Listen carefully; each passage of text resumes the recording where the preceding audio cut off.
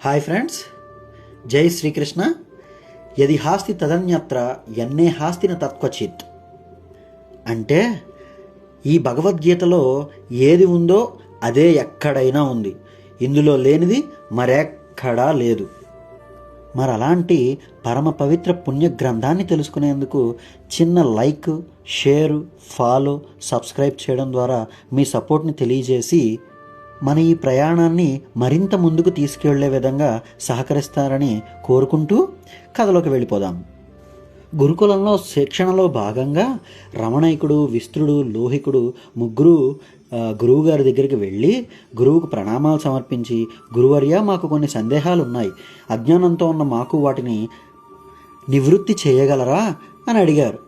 అప్పుడు గురువుగారు, తెలియంది తెలుసుకోవాలన్న తపన ఉన్న మీరు ఎప్పటికీ అజ్ఞానులు కారు, అడగండి. గురువర్య, జ్ఞానం అంటే ఏమిటి? ఎరుక లేని దానిని ఎరుకతో చూడడమే జ్ఞానం. మరి భగవంతుడు ఎవరు? సృష్టికి మూలమైన వాడు భగవంతుడు. అసలు ఈ జనన మరణాలు ఎందుకు?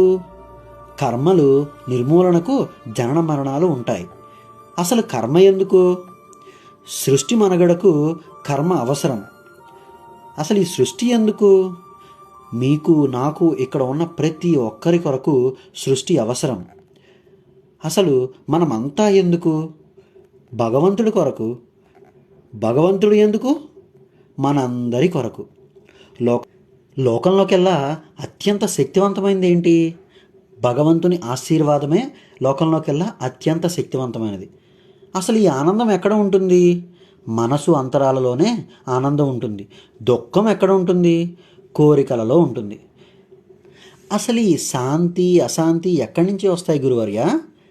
ఆలోచనల ద్వారానే శాంతి అశాంతి ఉద్భవిస్తాయి. అలాగే కోపం ద్వేషం ఎందుకు కలుగుతాయి?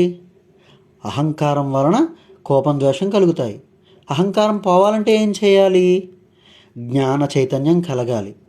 మరి జ్ఞాన చైతన్యం కలగాలంటే ఏం చేయాలి గురువర్య?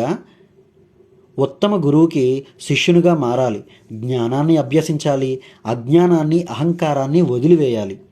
అలా ముగ్గురు శిష్యులు వాళ్ళు అడిగిన ప్రశ్నలకి సమాధానాలు చెప్పించుకొని గురువు గారికి నమస్కారాలు చెప్పి అక్కడి నుంచి వెనుదిరిగారు. జై శ్రీకృష్ణ.